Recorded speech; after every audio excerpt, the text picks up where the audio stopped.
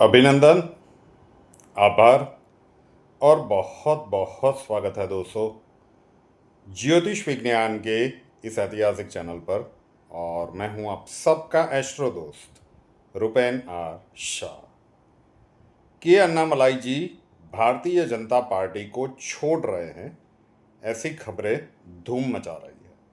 और बहुत सारे दर्शकों के कमेंट्स थे कि सर अन्नामलाई जी के ऊपर आपका कोई वीडियो नहीं आया है, भला ऐसे कैसे हो सकता है। आज विस्तार से बात करेंगे, अलग अलग प्रिडिक्शंस, 2 क्लिप्स आप सुनेंगे, तभी जाके अच्छे से समझ में आएगा कि क्यों समय की हम प्रतीक्षा कर रहे हैं। और कहीं एक डर भी मन में है कि अगर ये हो गया तो फिर भारतीय जनता पार्टी के लिए कितनी बड़ी मुसीबत आने वाले समय में सामने खड़ी होगी तमिलनाडु में। अभी कुछ दिन पहले सुमित जैन जी के साथ एक पॉडकास्ट किया था और उसमें जब उन्होंने पूछा था कि भाई तमिलनाडु के बारे में, विजय साहब की जो सरकार है उसके बारे में आपका क्या कहना है, तो वहाँ पे जो बातचीत चल रही थी उसमें अन्नामलाई जी का हमने उल्लेख किया था। पहले वो छोटा सा क्लिप देखिए, अभी कुछ ही दिन पहले का है। कॉफ़ी विद सुमित जैन करके एक यूट्यूब चैनल है और उन्होंने किया था कि सर एक पॉडकास्ट करते हैं, अगर आपको टाइम शेड्यूल में से मिलता है, और दोनों का टाइम सेट हो गया तो हमने वो पॉडकास्ट किया था। तो उसका एक क्लिप देखिए कि जब उन्होंने तमिलनाडु के बारे में पूछा था तो क्या कहा गया था आपके इस एस्ट्रो दोस्त के द्वारा। पास विजय साहब की कुंडली नहीं, लेकिन मेरे पास अन्नामलाई साहब की कुंडली है। 2021 का मेरा वीडियो था, मुझे आज भी याद है कि मुझे उस समय पे बुखार था, तो डॉक्टर ने बोला था कि रेस्ट कर लो। तो मेरा फैमिली डॉक्टर भी जानता है कि ये वैसे भी आराम करने वाला तो है नहीं, तो बुखार के समय पे चलो वो कह रहे थे कि 2 दिन आराम कर ले। लेकिन क्या है कि sir, we are not habituated to sit idol.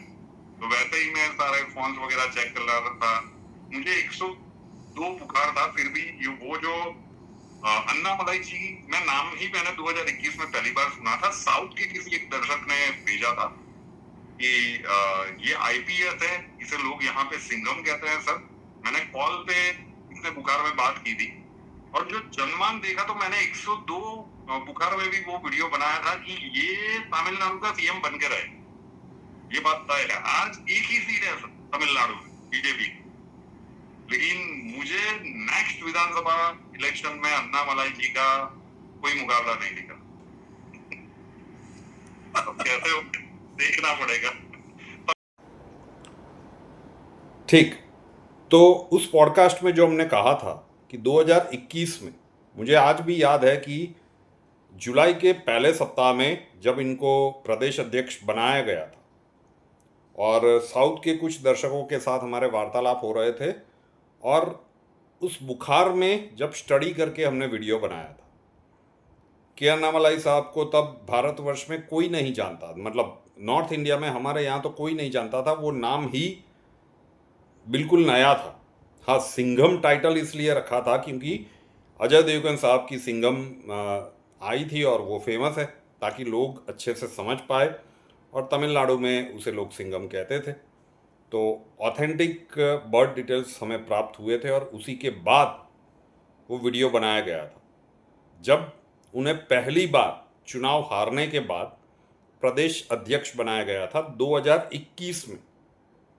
ठीक है ना, उसके बाद जितनी भी चीज़ें चली वो एक अलग घटनाक्रम है, लेकिन 2021 में जब पॉलिटिक्स में उनका पहला प्लेसमेंट हुआ बड़े लेवल पे, उसके एक सप्ताह के आसपास ये प्रिडिक्शन रखी गई थी।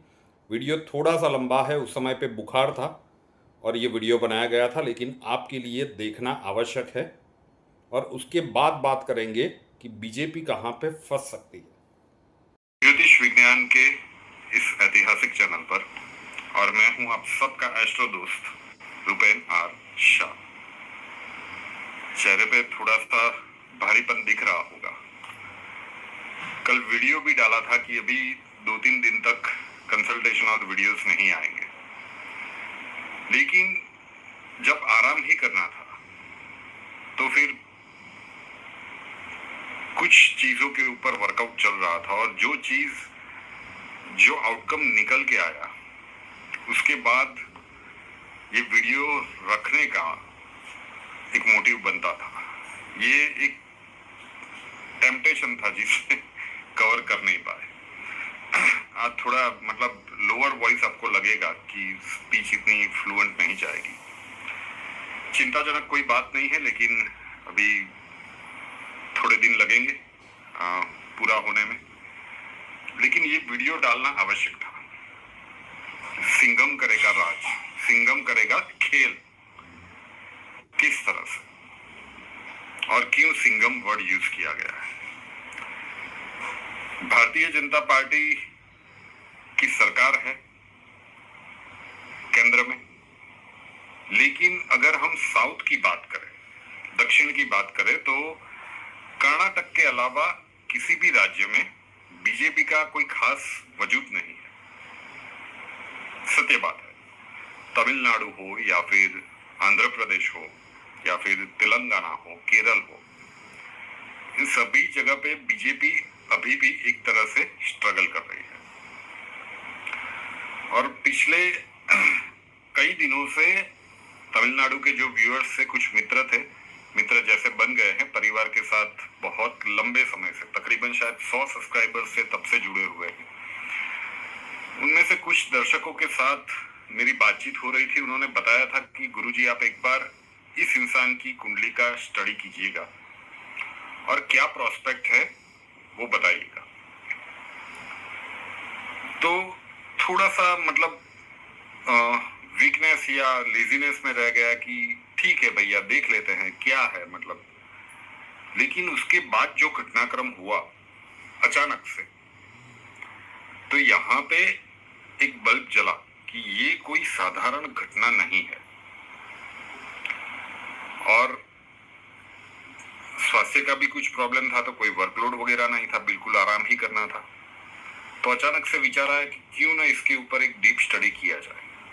अब लेटे ही रहना है, लेकिन लेटे लेटे ये तो कर सकते हैं। और जो चीजें निकल के आई वो जबरदस्त थी। हमें पहली बार लगा कि शायद इन्होंने जो भी जिनके भी साथ मित्र के साथ हमारी बात चल रही थी, 2 या 3 ऐसे मित्र थे जिन्होंने हमें इंसिस्ट किया था कि आप इसके ऊपर वर्कआउट कीजिए, लेकिन शायद वर्कलोड के कारण या इतना इम्पोर्टेंट नहीं होगा ये समझ के हम नहीं कर रहे थे। मोदी मंत्रिमंडल का विस्तार हुआ, 43 मंत्री को जगह दे दी गई, काफी सारे उलटफेर किए गए। उसमें तमिलनाडु के वर्तमान प्रदेश अध्यक्ष जो है साउथ में तमिलनाडु, एल मुरुगन जी, उनको केंद्र में राज्य मंत्री बना दिया गया।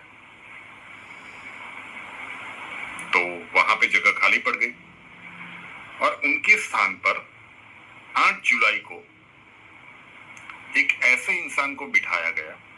ये फैसला रातों रात लिया गया, ऑल ऑफ सडन।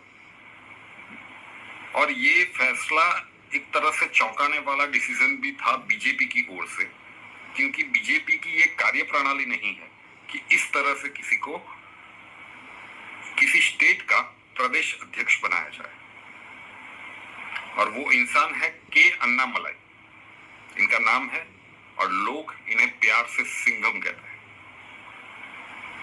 के Annamalai Singham is very young और इनिशियल स्टेज में वो आईपीएस रह चुके हैं। 10 साल के आसपास उन्होंने आईपीएस की जॉब की थी, फिर छोड़ दी। And very honest cop. और जो कुंडली मैंने देखी है, क्यों स्वास्थ्य की इस अवस्था के बाद भी ये वीडियो लाने के लिए मैं टेम्प्टेड हुआ, बहुत पावरफुल कुंडली है। बहुत लंबे समय के बाद राजनीति में ऐसी कुंडली देखने को मिली है। तो आईपीएस ये रह चुके हैं और इनका सिलेक्शन क्यों सबको चौंका के गया, क्योंकि सौंदर्य राजन और भी बहुत सारे नाम थे जिनका पॉलिटिकल हम कहें कि एक्सपीरियंस बहुत सालों का था वहां पे, और उन सबको ये साइडलाइन करके इनको बिठा दिया गया कि आप तमिलनाडु के प्रदेश अध्यक्ष बनेंगे। तमिलनाडु एक ऐसा राज्य है जहां पे डीएमके हो या एआईडीएमके हो या फिर कांग्रेस हो, सालों से इन लोगों ने अपनी उपस्थिति बहुत ही मजबूती से दर्ज करवाई है और बीजेपी अभी भी वहां पे मजबूती से कभी खड़ी नहीं हो पा रही। और के अन्नामलाई भी चुनाव लड़े थे, ये चुनाव भी लड़े थे और हार भी गए थे, फिर भी इनको प्रदेश अध्यक्ष बनाया गया। 8 जुलाई को ये उनके स्थान पे उनकी पोजीशनिंग की गई थी करूर जिले की, जहाँ के उनकी पैदाइश है, मतलब जहाँ के वो रहने वाले थे। तो करूर जिले की सीट से ही वो हार गए थे डीएमके के प्रत्याशी से। तो वो चुनाव लड़े भी थे, हार भी गए थे, कोई पॉलिटिकल इतना बड़ा इनका हाइप भी नहीं है। लेकिन दिमाग में एक बात बैठी थी कि अगर इतना सारा नेगेटिव जा रहा है तो बीजेपी जैसी पार्टी में ये हो ही नहीं सकता कि अचानक से, और जब इतने सारे लीडर्स जिनका सालों का पॉलिटिकल एक एक्सपीरियंस है, उनसे ऊपर इनको बिठा दिया जाए। तो एक बात तो दिमाग में आई थी कि कोई स्ट्रॉन्ग पोजीशनिंग इनके जनमानस में बन रही होगी। और एक दो बार जो मित्रों थे उनके साथ बात भी हुई थी, तो उसके बाद स्टडी किया गया तो ये सिंघम ही बनने वाले हैं तमिलनाडु की राजनीति में। आने वाले सालों में ये ब्लॉकबस्टर फिल्म दिखाने वाले हैं। जो लोग भी सोच रहे थे कि डीएमके एआईडीएमके यहाँ पे बीजेपी का कुछ नहीं हो सकता, तो अब तमिलनाडु की राजनीति में एक बात मैं आपको डंके की चोट पे कह सकता हूँ कि तमिलनाडु की राजनीति में अब बहुत कुछ बदलने वाला है। सिंघम करने वाला है बहुत बड़ा खेल, और अभी उसके ऊपर और चर्चा करेंगे कि सिंघम राज आएगा या नहीं। लेकिन ये तो दैट वाज सेड इन 2021। उसके बाद उन्हें जिम्मेदारी दी गई। जो 3% के आसपास वोट शेयर था वो 11% तक ले गए। 11% मतलब तमिलनाडु जैसे स्टेट में बीजेपी के लिए बहुत अच्छा नंबर है। लेकिन जो भी घटनाक्रम चला, हम उसके पॉलिटिकली क्या हुआ उसके ऊपर बात नहीं करेंगे। अब एक और प्रिडिक्शन कुछ समय पहले यहाँ पे की गई थी कि जून से अक्टूबर तक का समय भारत के ऊपर 5 बड़े संकट आ सकते हैं। और उसमें एक बात हमने की थी कि कोई एक बड़ा आंदोलन इस समय के अंतराल में क्रिएट हो सकता है, जिसमें देश के युवा जुड़ेंगे, जिसमें देश के बड़े प्रतिष्ठित व्यक्ति या फिर बुद्धिजीवी वर्ग के लोग जुड़ेंगे। और इस आंदोलन का इम्पैक्ट ये होगा कि सरकार को बाय फोर्स कुछ ऐसे निर्णय लेने पड़ सकते हैं और वो सरकार की छवि को कहीं ना कहीं ध्रूमिल भी कर सकते हैं। उस प्रिडिक्शन में हमने ये भी कहा था कि ये जो जन आंदोलन का योग बन रहा है वो ऐसा भी हो सकता है कि 2027 में, वैसे कोई नहीं चाहता है, देश का बहुत बड़ा वर्ग देश के प्रधानमंत्री नरेंद्र मोदी जी के पीछे डट के खड़ा है।